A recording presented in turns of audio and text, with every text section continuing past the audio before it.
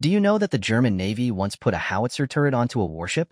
In the early 2000s, under the Modular Naval Artillery concept, or the Monarch program, the German Navy was looking to increase the firepower of its warship's main gun by adapting the turret of the PZH-2000 155mm howitzer for naval use. The PZH-2000 uses bigger ammunition and can hit targets further than existing naval guns in the German Navy inventory.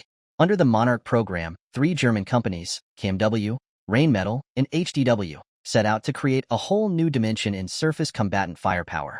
The program sought to improve the range and firepower of the German Navy's shipborne artillery, but also do it at a relatively low cost since the PZH-2000 was already in production and service.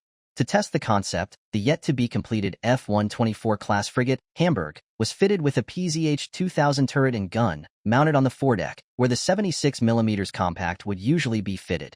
In terms of weight and dimensions, integrating the new weapon was not too problematic. The weight difference was insignificant, and the F-124 class could easily absorb the extra mass, while the space requirements above and below decks were not too different from the 76mm compact. However, the major challenge involved the much greater recoil encountered with the PZH-2000's 155mm gun.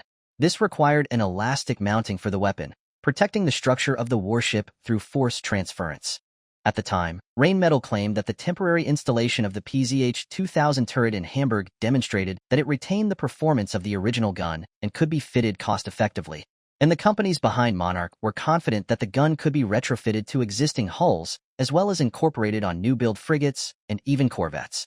Test firings of Monarch were conducted, although it's unclear if these also involved the installation on the Hamburg, which had the turret removed and replaced with a 76mm compact ahead of its commissioning in December 2004.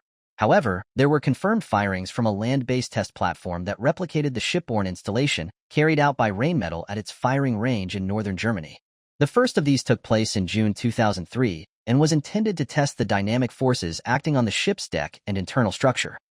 In the end, it was determined that adapting the PZH-2000 for use by warships was simply too burdensome. In particular, the modifications needed to deal with the recoil were considerable, coupled with the need for a new stabilized gunlaying system, ammunition differences, and on top of that, the overall cost was much higher than anticipated.